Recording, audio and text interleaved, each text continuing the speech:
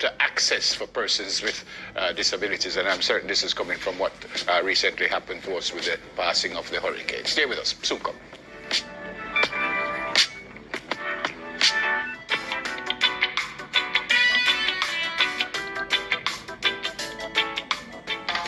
For many, the passage of Hurricane Beryl will ever be etched in their minds, especially for persons with disabilities who did not necessarily have immediate access to our shelters. Joining us this morning to share his perspective and solutions is Chief Project Manager for the Foundation for the Disabled, Inc., Cleon Porter. Morning, Cleon. Sir Cleon, how are you? Good? Yes, very good. Morning to Jamaica. Yeah, outside of the hurricane, forget the hurricane for a couple seconds. We're getting better with access overall to buildings and homes and schools for disabled people. There is a minor improvement. Minor improvement. Minor improvement. We need more, especially the shelters. I wouldn't call most of them shelter. It would be like a holding area, because when you are in the shelter and you have to go outside to use the bathroom during a hurricane, that's dangerous. So that has to fix. So you have to go. You are telling me this as a fact, that if you are in a shelter and you have to use the bathroom, you have to go outside? It's because some of the schools are shelters. So the classroom doesn't count. Okay. So you have to go outside, and that can't happen. That can't happen. That's dangerous.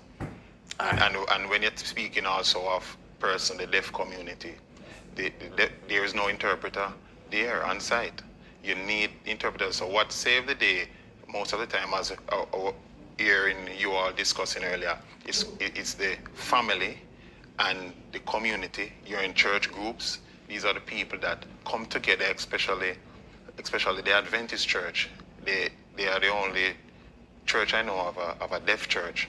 And what they do with the deaf community, when the news, each time news come on, they have an interpreter to do about that news and send it in their groups, so they're able to know what is going on. Okay. So one of my recommendations is to the government is to provide some subsidies to the television station so that they can pay interpreters so that the deaf community can be aware. So that is one of my recommendations to the government. Excellent. Provide some fund to the television, all television. That is a brilliant suggestion. Excellent. So let's talk a little bit there for Cleon about, and that's one of the things you said for the deaf community, just access to communication within a shelter. What about persons who are physically unable? Are there ramps to get in? When they get in terms of a space for them to move around, to stay? What was that like during the hurricane? Yes, some of them, and because they know the challenges that these shelters are not fully equipped and accessible to them. That's how the family and the different groups and church come in, because they know they're not going to feel comfortable in these shelters. So the family save the day again. The churches, the groups, the clubs save the day again to get these people. What is our biggest fear is those who are on the road. I recently see one of your reporter did in Beryl on the road and see the homeless on the street.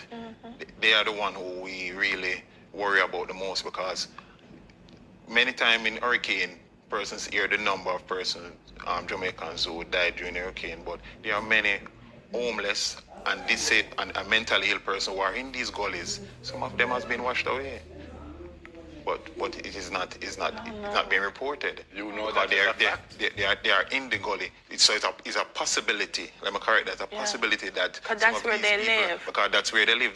No one give them the information. But all these can be fixed. Just supply the Ministry of Health with ambulances, because there are good teams in want to work, but they need the ambulances, the resources to go for these people. So they need to develop that response team that focus on these persons, the homeless persons on the streets. I did see the mayor, Swaby, engaging some, but as you said, if there are people that are in areas that they don't know of, then that might be a serious. Yes, Ramada Lion. I want to congratulate him on that clip that he did. Yes. We go around in Kingston and show how the mentally ill is on the street. We said that you're a project manager for a foundation for the disabled. If someone watching this morning, and how would they know how to get help from somebody like you? How would they know that? All right, I can call Cleon and maybe Cleon can help me with it. How would they know that? They are my disabled number, people. and we are on the website. We have a website, and we have Instagram account, so they can get in contact. And do you get calls from people and say, boy, Cleon, you know, we need access to this, we're not getting that, we need this? Yes, because we have a WhatsApp group. So many persons on a WhatsApp group, and they call me, because many times I am on the TV and on the radio, so persons know me by now, and they get many calls for assistance. And I would like for the Jamaica Council of Persons with Disability to play a more active role in assisting the disabled community. I know they don't have a bus, and they need speaking about it from last year, the Jamaica Council of Persons with Disability, they need a transportation, because they also know the persons, the disabled persons in the different places. So they need to be able to move around. And would also recommend that at these shelters, they have psychologists at these shelters, because when you left your home and in a shelter, you're worrying about all sorts of different things. So the psychologists there now would also let these people feel comfortable and help them through the disaster that is happening.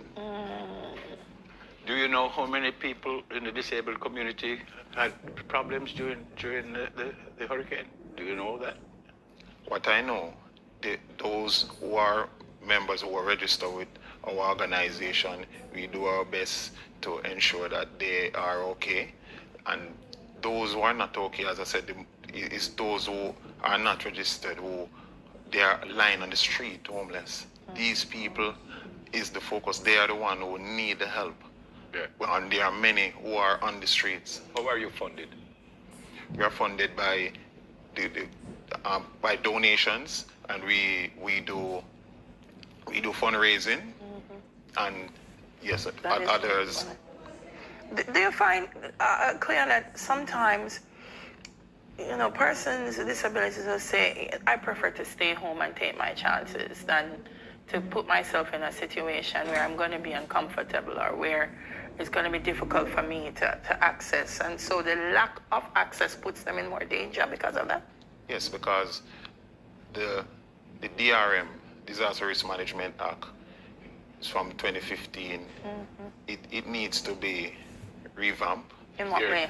Yep. Because nothing in the act, I spent days reading over the act, nothing in the act said anything about the disabled community, how they must respond. So my recommendation to the government is to review this act, and also the Office of Disaster Preparedness, they need to have a specialist who know about disability, specialists in disability, who can also guide them, sit at the table when they have their meetings, because I don't want to blame them much, because you realize that there is a great improvement in the response of ADPEN, great improvement, but they need an expert that sit on their board with them to let them know the issues that is affecting the disabled community and how to fix it. So they need to be aware of all these things, and not only the ADPEN, but also the Ministry of Local Government. That's what I was going to ask you. Ministry of Local If the parish councils and the municipalities have a committee or an individual